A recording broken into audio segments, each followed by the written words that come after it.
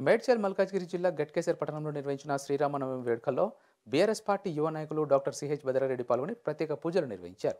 ఈ కార్యక్రమంలో BRS party పట్టణ అధ్యక్షులు మాజీ ఎంపీపీ బండారు శ్రీనివాస్ గౌడ్, కౌన్సిలర్లు అంజిగౌడ్, నరసింగరావు, పాక్స్ డైరెక్టర్ ధర్మారెడ్డి, బీఆర్ఎస్ నాయకులు కిరణ్ తదితరులు పాల్గొన్నారు.